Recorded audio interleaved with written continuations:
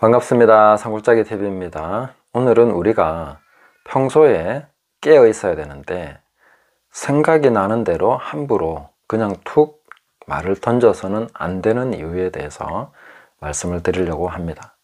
특히 아무런 긴장감이 없는 가운데 말을 하게 되는 가족관계, 그리고 친한 친구, 이런 관계 속에서 우리가 무의식적으로 그냥 생각나는 대로 마음에 불쑥 떠오르는 생각을 툭 던질 때에 어떤 일이 발생할 수 있는가 하는 것을 말씀드리려고 하는 것입니다. 정말 은혜로 하나님의 성령 안에서 뭔가를 싹이 트고 뭔가 중요한 일이, 하나님의 일이 진행되려고 하는 것을 내 말로서 확 꺼뜨리고 또 그 사람에게 큰 상처를 주거나 그 계획을 방해하고 그것이 이루어지지 못하도록 하는 그런 식의 내 자신이 사탄의 도구로 쓰임받을 수 있게 된다. 굉장히 심각한 상황이 되는 것이죠.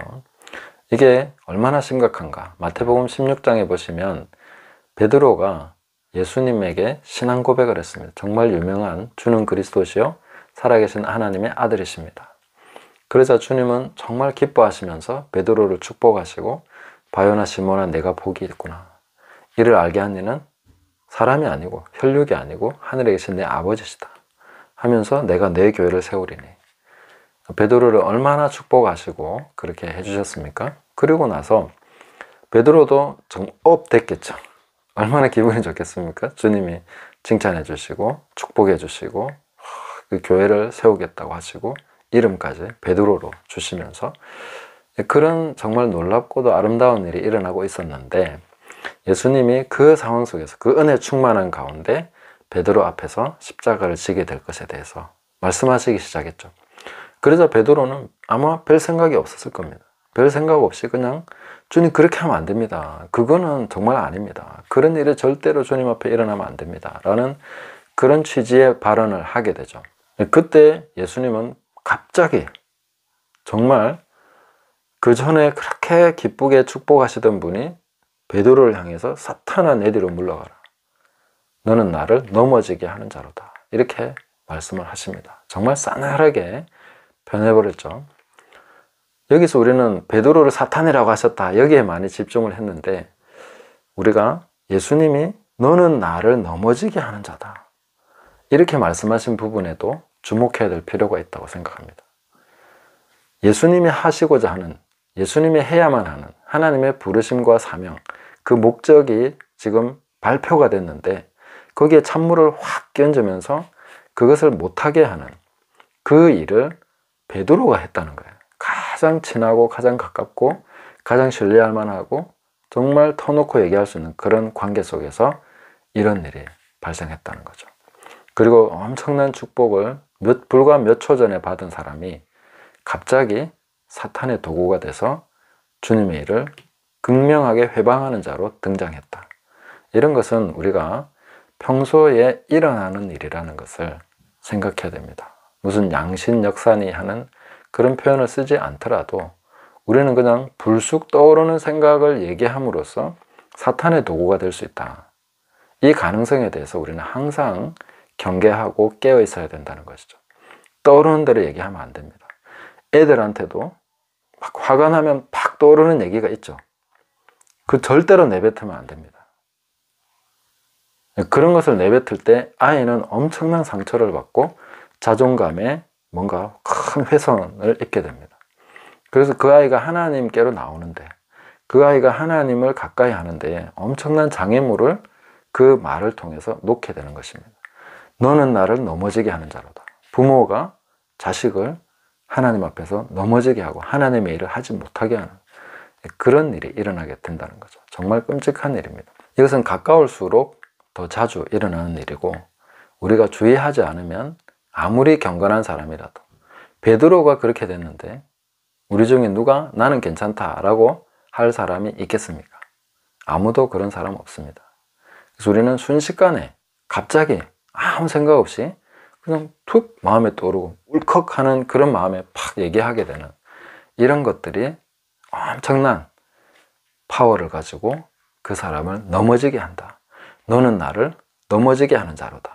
이렇게 쓰임받을 수 있다는 것을 기억해야 됩니다. 깨닫고 여기에 정말 경각심을 가지고 있어야 됩니다. 저도 불쑥불쑥 그런 말들이 떠오르는 것을 느낄 때가 있습니다.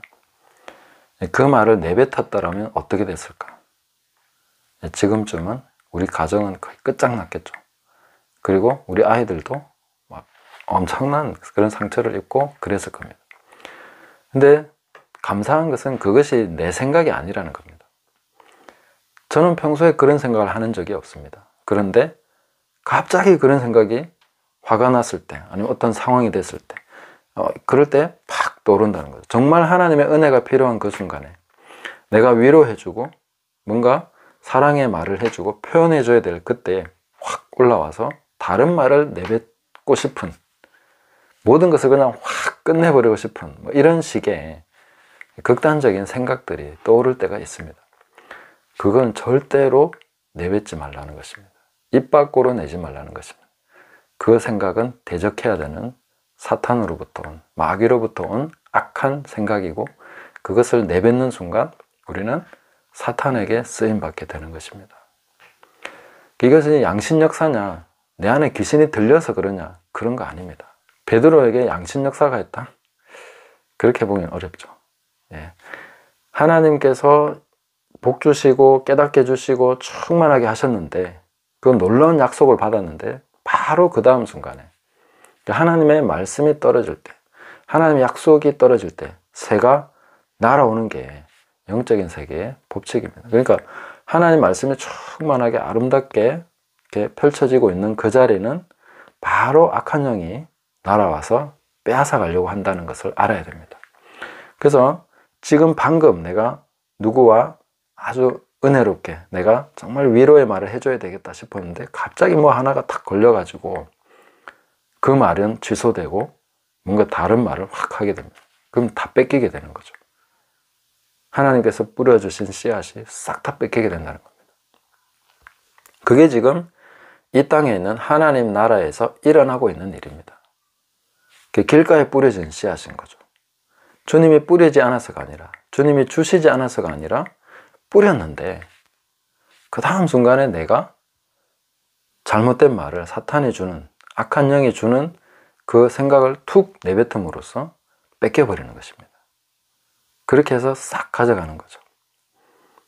근데 지혜로우신 예수님, 성령 충만하신 예수님은 거기에 속지 않으시고 사탄아 내 뒤로 물러가라, 너는 나를 넘어지게 하는 자로다, 이렇게 말씀하심으로써 막으셨죠. 뺏기지 않게 하신 것이죠. 그렇게 해서 그 씨앗이 심어져서 베드로가 나중에 다시 돌이킬 수 있게 되고 정말로 반석 위에 내 교회를 세우리니, 이 말씀이 성취된 거죠. 만약에 그때 예수님이 사탄을 쫓아내지 않았더라면, 대적하지 않았더라면 교회를 세울 수 있는 기반이 되는 그 말씀이 땅에 심겨지지 못하는, 길가에 떨어져서 새들에게 뺏겨버리는 그런 역사가 일어났을 거라는 거죠. 우리 삶에서 그런 일들이 종종 일어나고 있습니다. 하나님의 큰 역사가 일어나는 그 자리에 악한 영이 와서 그것을 뺏어간다는 거죠. 그래서 예수님이 사람의 원수가 자기 집안 식구이리라. 왜 자기 집안 식구가 원수가 됩니까? 하나님의 일이 일어날 때 평소에는 괜찮습니다.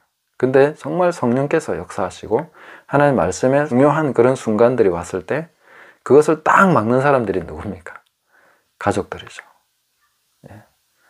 그 새가 뺏어가기 위해서 오는데 제일 가까운 사람들에게 인간적인 생각을 넣어줘서 네가 하나님의 일을 생각하지 않고 사람의 일을 생각하는구나.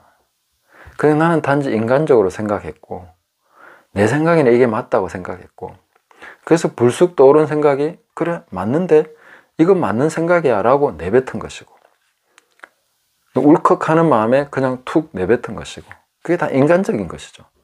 그렇게 했을 때 일어난 일은 마귀에게 뺏겨버리는 일이 일어나고 넘어지게 하는 일이 일어납니다. 그래서 얼마나 가족들로부터 상처받는 사람들이 많습니까? 가족 때문에 하나님 앞에 가까이 나가지 못하는 사람들이 많습니다.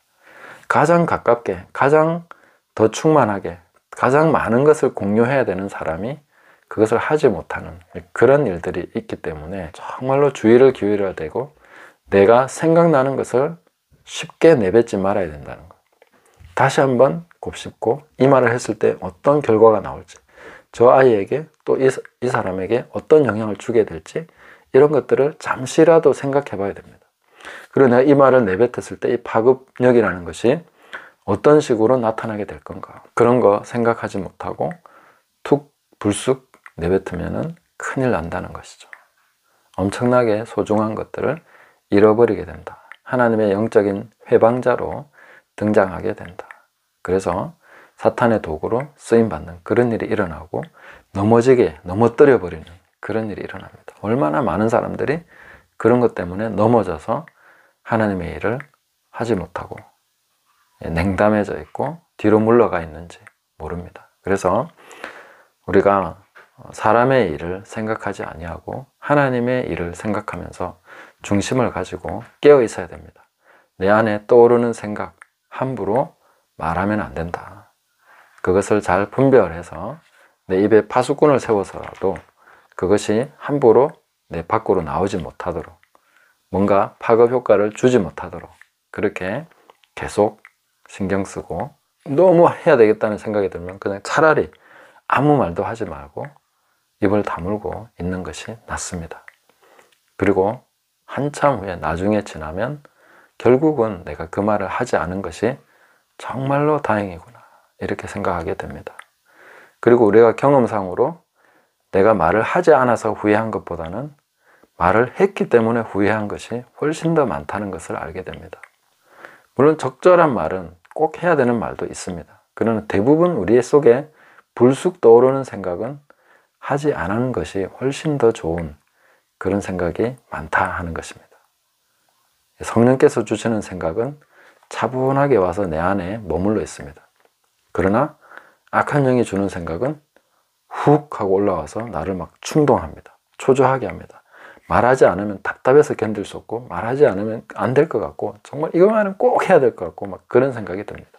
그거는 하나님이 주시는 생각이 아닙니다. 하나님이 주시는 생각은 차분하게 내 속에 들어와서 이것이 옳다는 확신과 그 기쁨, 거기에 대한 소망을 가지고 말을 할 수 있도록 그런 느낌으로서 내 속에 와 있게 됩니다. 이것을 잘 구분을 하시고 하나님 앞에서 정말로 해야 되는 말, 그것을 잘 골라서 고르게 해서 말을 할 수 있도록, 그렇게 해서 덕을 세우고 사람을 세우고 하나님의 일을 축복하는 그런 사람이 되어야 되겠습니다.